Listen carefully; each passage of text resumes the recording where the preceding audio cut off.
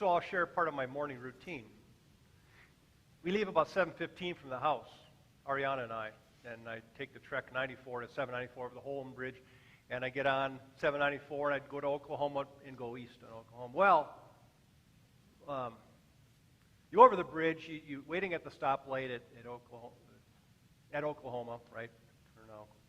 And there's usually about 5 cars ahead of me, and then it's usually a long light too, and you're waiting, and then you see the arrow turn green, and you're still sitting there.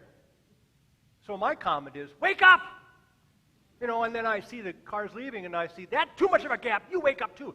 When the cars are leaving, you should be closer together as you're going through, the turn. And what are they doing? I'm assuming they're on their phones, looking, and then, oh yeah, the light, and then they go.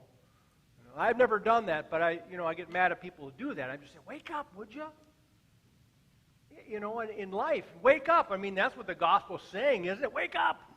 What are you doing? What is going on in the world that you're kind of unaware of?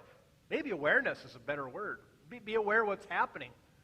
Have your head in the sand, and life could be turmoil around you, but you have no idea and you don't want to know what's going on. I think in this gospel lesson, Jesus is saying, the people who just had no clue what was happening around them and what they were doing just simply got lost. And maybe ignorance is bliss.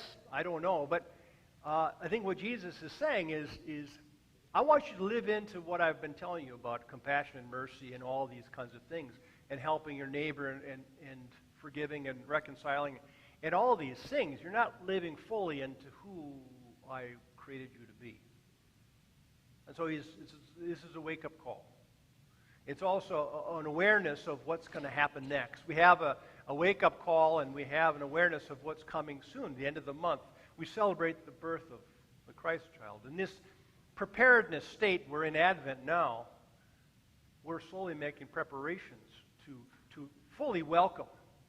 And what that means is not just the stuff on the altar and the toys. It's a awakening of the heart, too, and the remembrance, I guess, of what is who we are and what we're created to be.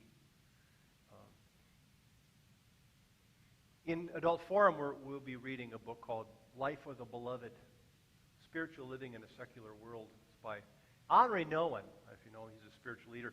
Taught Yale Seminary for a number of years and decided that wasn't really his calling anymore, and then he became part of the large community for mentally challenged individuals. I think it was in Canada.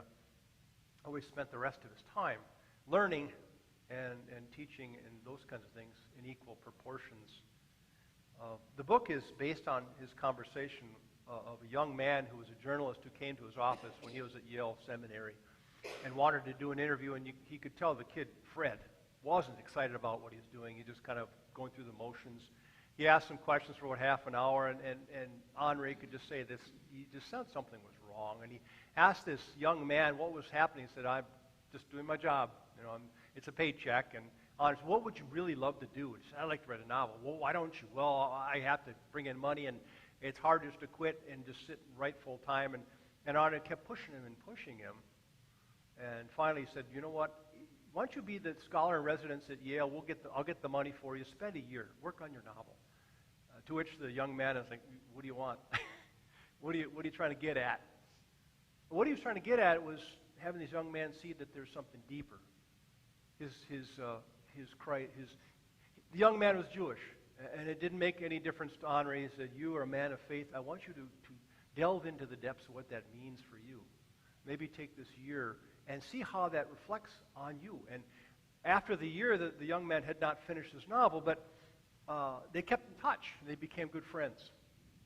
And after a while, the young man said to Henri, he said, "You know what? I think you need to write a book." And he said, "I've written several books." He said, No, I want you to write a book specific for me and my friends.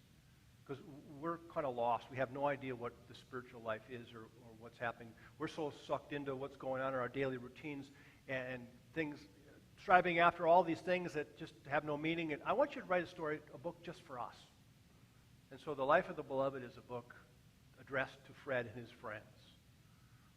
And trying to reach a deeper sense of what it means to be people of faith, what it means to be beloved.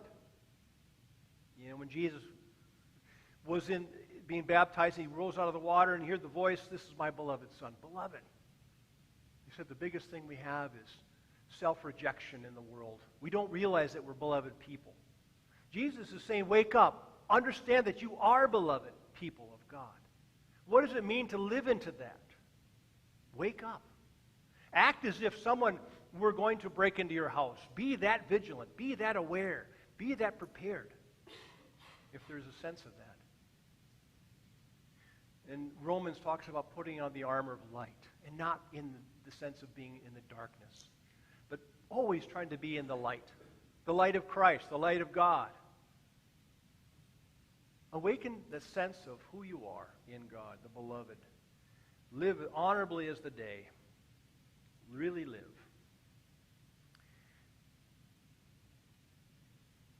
He saw that the young people and others were grinding wheat as the women were, but they weren't making any bread, metaphorically speaking.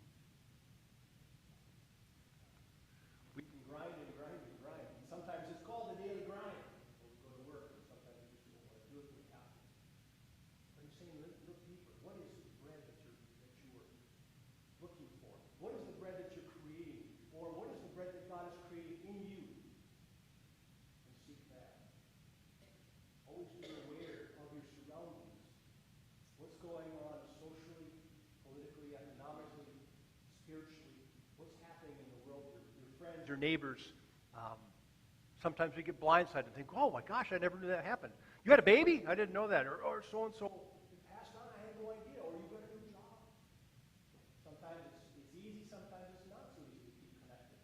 Sometimes I have to look on Facebook to see what's going on in the congregation. I had a baby, oh my gosh, I didn't know that. Or you're getting married, I didn't know that either. So I look on Facebook. And so different ways of being aware of things.